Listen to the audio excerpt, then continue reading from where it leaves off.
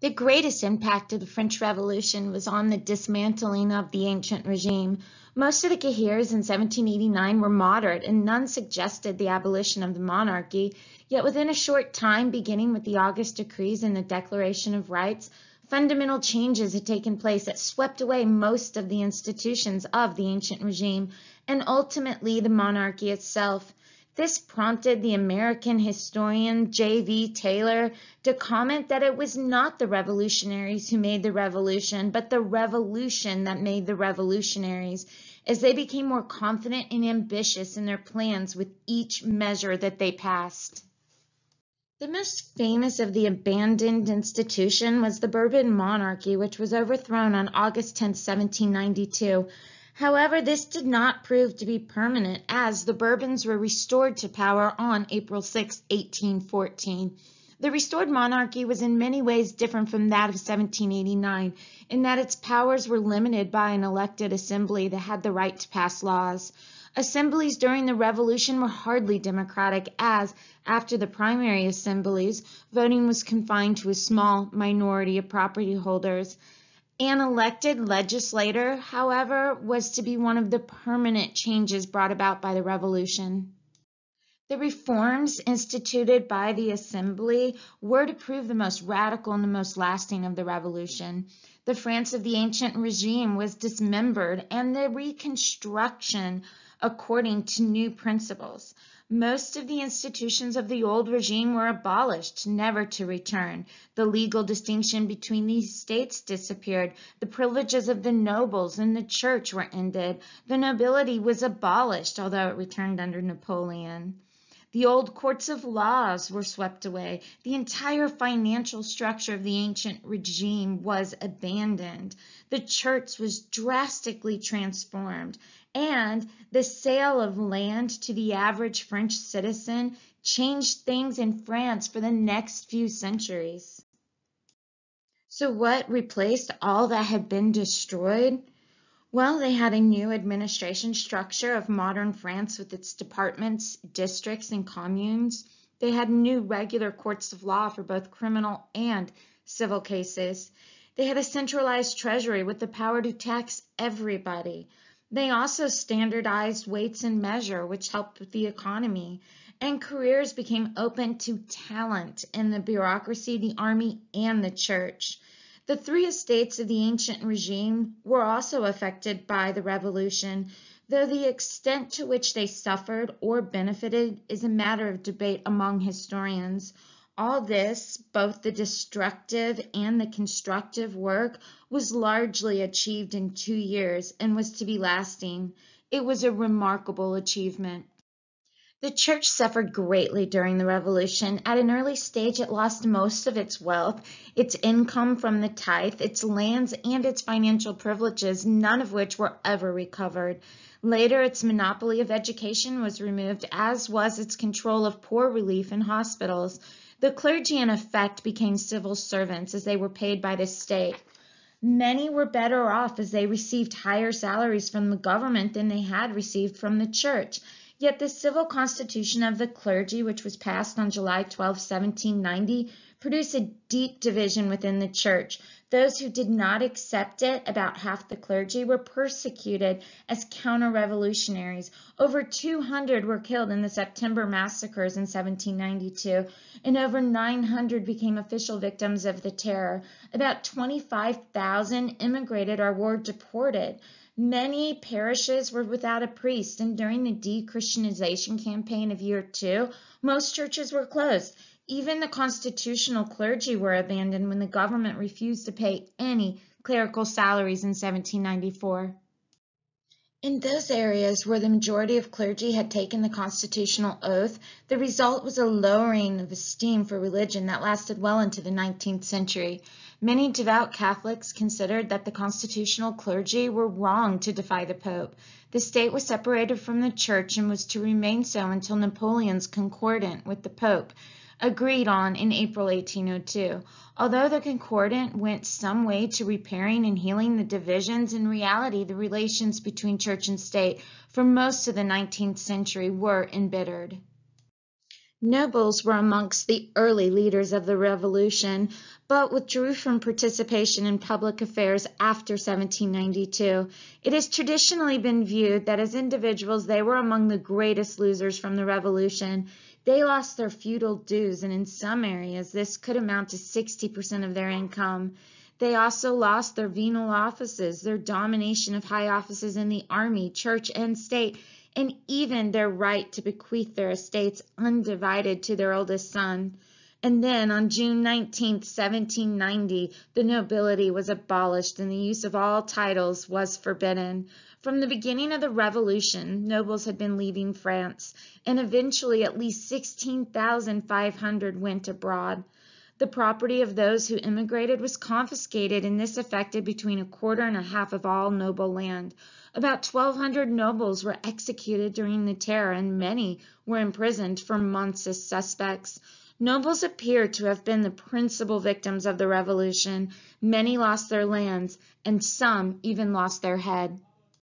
In recent years, the trend has been to revise and modify this traditional picture. It is now generally accepted that nobles who stayed in France were not extensively persecuted during the Terror. The majority retained their lands and did not lose their position of economic dominance. Napoleon's tax lists show that nobles were still amongst the wealthiest people in France. Members of the ruling political elite in France, both before and after the Revolution, were large landowners and high officials, both nobles and bourgeoisies, who came to be called the notables. Owing to the economic disruption caused by the Revolution, they continued to invest in land rather than industry, particularly when so much land became available. To this group of notables governed France up until 1880 at least, and in this sense the ancient regime continued well into the 19th century. Since 1900s, the dominant interpretation of the French Revolution has been the Marxist interpretation, although this was challenged during the second half of the 20th century. This was most clearly expressed nearly 60 years ago by historians. The commercial and industrial bourgeoisie had been growing in importance in the 18th century and had become stronger economically than the nobility, they argued. However, their economic strength was not reflected in their position in society. They were kept out of positions of power by the privileged nobility, and they resented their inferior position. Therefore, a class struggle developed between the rising bourgeoisie and the declining aristocracy, whose poorer members desperately clung to their privileges. The bourgeoisie were able to triumph in this struggle because the monarchy became bankrupt and needed the financial support for which the price was a role in governing the country. According to Marxists, therefore, the French Revolution was a bourgeoisie revolution. The French Revolution constitutes the crowning achievement of a long economic and social evolution that made the bourgeoisie the masters of the world. Historians argued that businessmen and entrepreneurs assumed the dominant role afterwards, occupied by inherited wealth and many landowners before. These men, with their willingness to take risks and their spirit of initiative, invested their capital in business ventures. In this way, they contributed to the emergence of industrial capitalism in France. The Marxist interpretation has been challenged by a number of British and American historians. They point out that the bourgeoisie continued to invest in land rather than industry, just as they had done before the Revolution. There were few representatives of trade, finance, or industry in the elected assemblies. 85 out of 648 deputies in the assembly, 83 out of 749 in the convention. Small in numbers, they did not take the lead in political affairs. There is no doubt that laws were passed which could eventually benefit industrialists. For example, the abolition of internal customs barriers, guilds and price controls, the prohibition of workers' association, and the introduction of a uniform system of weights and measures. Yet it is difficult to take advantage of these new laws until transport improved sufficiently to create a national market, and this had to wait for the expansion of railways during the 1850s. Most merchants and manufacturers were worse off in 1799 than they had been before in 1789. The French Revolution was not, therefore, either in its origins or its development, carried out by a mercantile and industrial bourgeoisie. It is almost impossible to divide peasants into separate categories: landowners, tenant farmers, sharecroppers, laborers. Although there were usually some of each category in the villages, most peasants did not fall into any one group. The majority held some of their land freehold, rented other parts, and from time to time sold their labor. The impact of the revolution on the peasantry was a mixture of gains and losses. On the negative side, income was lost and it affected the cottage industry. In many areas, rents rose. Conscription into military service meant that labor was lost. Dechristianization took away the support system for the peasants, and peasants who produced for the market were badly affected by the maximum on the price of grain in year 2.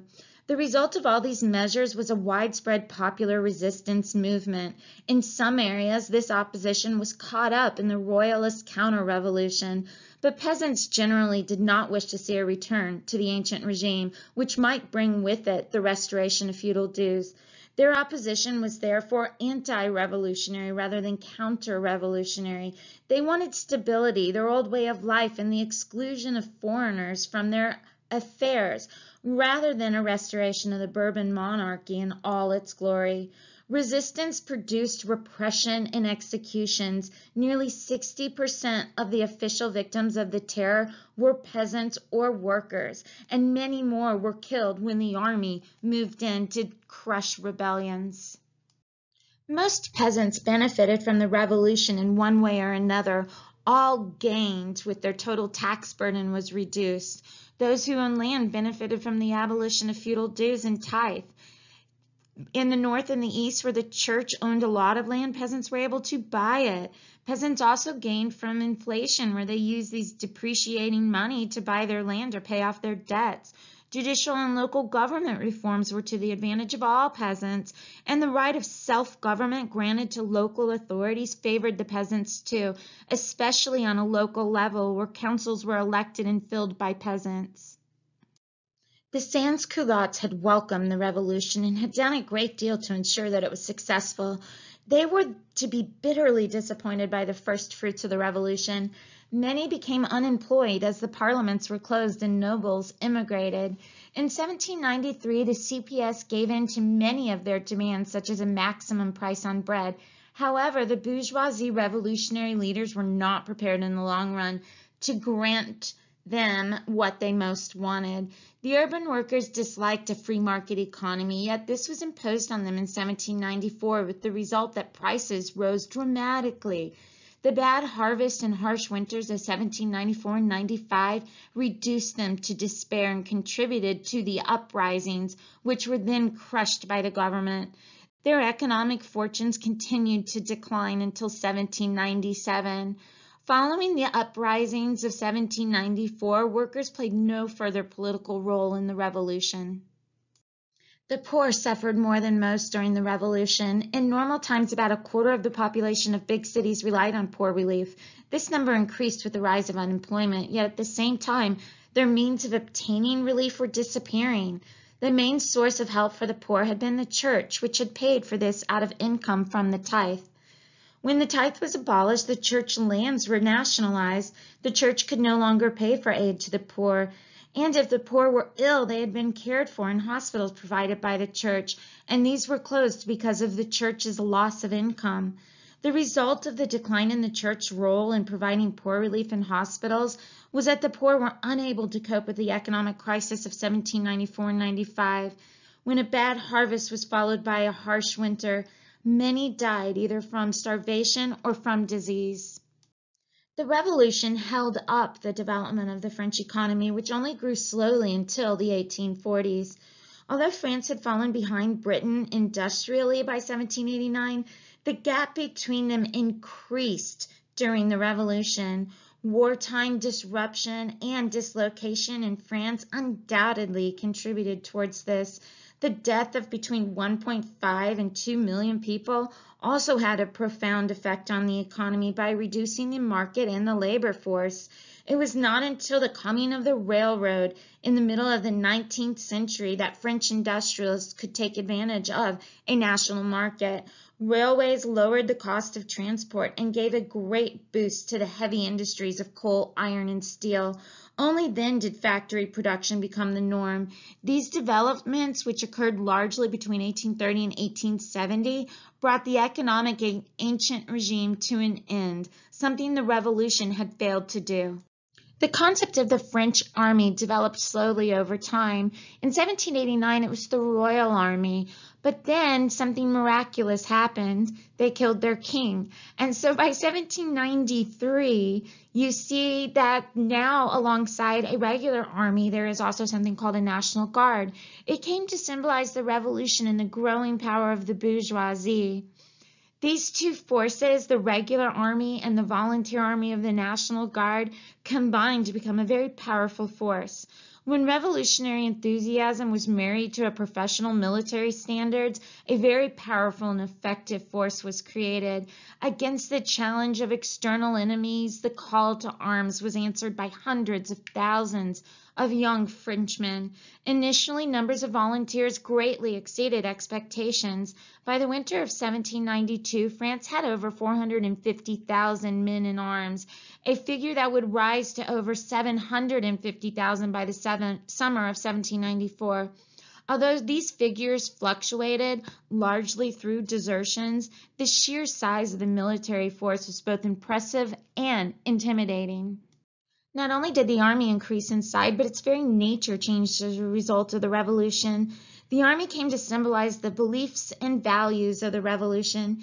In defending the Republic, it was elevated to a status of esteem in the eyes of the public and assumed an influential role in society. It clearly adopted the principle of careers open to talent, rapid and well-rewarded promotion for recruits from even the humblest social backgrounds was an attractive possibility for ambitious, career-oriented young men. Successive waves of recruits, particularly the politically active sans-culottes from Paris and other cities, brought with them a passionate commitment to the cause and principles of 1789. A military force enthused with revolutionary zeal, allied to a belief in the justice of its cause and bound together in the defense of its nation, had not been seen in Europe in almost 2 centuries. Within France, the success and achievement of the army were genuinely popular with most people.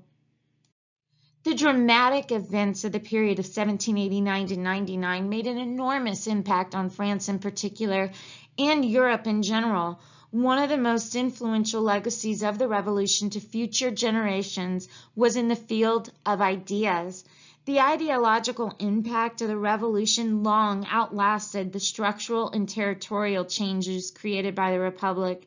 There are a number of areas where the ideological impact of the revolution was significant. It is arguable that the most important ideological legacy of the revolution was democratic republicanism. The French Revolution had a profound effect upon the ideas held and therefore on the policies they pursued. Whenever French armies went in their wake, they spread French ideas and methods. As they created republics, established representative governments, seized church lands, and abolished privilege, these reforms and structures could be and often were reversed when the French withdrew, but ideas could not be eradicated so easily. Among the most influential and important and appealing of these ideas and concepts were the sovereignty of the people, equality before the law, freedom from arrest, freedom of speech and association, and careers open to talent. Whenever there is progress, there will be a backlash. The violent and bloody birth of the First Republic of France did alienate many French people and a significant number of Europeans against democratic republicanism. In the eyes of many, republicanism became synonymous with Jacobinism and terror. The changes that occurred in France were clearly not welcomed by everyone. When so many established institutions, beliefs, and practices were attacked, monarchy, religion, privilege, some writers came to their defense, and the ideology of conservatism evolved. One of the first writers to mount a sustained attack on the revolution was Edmund Burke in his book, Reflections on the Revolution in France. He defended tradition, religious faith, and slow change. He argued that violent revolutions produced chaos and ultimately tyranny. Burke's ideas inspired many other writers, including Austrian statesman Metternich, who was a central figure in European affairs in the post-1815 period. Rulers who had supported reform in the 1780s now regarded it as dangerous, and so there was a conservative reaction that lasted well into the 19th century. Conservative ideas were not the only ones produced by the French Revolution. The revolutionaries, following their assault on privilege and absolutism, stressed the rights and liberties of individuals. This was clearly outlined in the Declaration of Rights of Man. A number of these principles would, in the mid-19th century, be refined and recast as liberalism. Among the core values of liberalism were freedom of thought and conscience on all subjects, leading to freedom of expression and publication, freedom of action and taste as long as it involves no harm to others, and freedom of individuals to unite as long as their union does not harm others. Even within France, however, many of these ideas were ignored in the practice during the Revolution, notably during the Reign of Terror. They nevertheless contributed to the revolutionary myth, which influenced so many people outside of France, particularly middle-class liberals. Liberalism in the 19th century owed much to the French Revolution. The ethos of republicanism and the new networks of friendships and associations that it inspired was one way in which the revolution left its mark on politics and political structure. In the longer term, the legacy of the revolutionary struggle highlighted the possibilities for others confronted with oppression, particularly in Russia. The Jacobins of the French Revolution clearly failed in their goals, yet its core values, universal suffrage, liberating the oppressed, and equality for all, helped lay the foundations of one of the 19th century most important political philosophies, socialism. Jacobinism also helped sustain the revolutionary ideal of direct action, meaning the people need to act, a tradition that resurfaced during the French Revolutions of 1830, 1848, and 1871. In 1848, Karl Marx published the Communist Manifesto. Marx owed a large debt to the Jacobin and later French socialists whose theoretical works and ideas revealed the possibilities that opened when committed individuals challenged the status quo. Marx's ideas in turn influenced the Russian revolutionaries. His analysis of economic and social change inspired a whole generation of French historians, named Marxist historians. Marx interpreted history as a number of revolutionary phases, leading ultimately to an egalitarian society. Feudalism would be replaced by bourgeoisie capitalism, which in turn would be replaced by socialism. For Marxist historians, the French Revolution witnessed the critical stage of the destruction of feudalism and the birth of capitalism. Nationalism was another powerful force that the French Revolution unleashed. Revolutionary leaders had deliberately set out to create a unified nation by getting rid of all provincial privileges, internal custom duties, and different systems of law. Sovereignty, said the Declaration of Rights, resides in the nation. Army life also helped to create loyalty to the nation. Time served in the army was often the first occasion on which peasants had been outside their own locality or had come into contact with the French language spoken by other people. However, the successes of the revolutionary leaders in uniting the nation should not be exaggerated. As late as the Third Republic, peasants in the South and the West still had local rather than national loyalties and looked on people from outside their areas as unwelcome foreigners. Yet France's success in her wars was often attributed to nationalism. There is no doubt that the impact of the French Revolution affected Europe. Many outside of France were inspired by the right to national self-determination that the French proclaimed.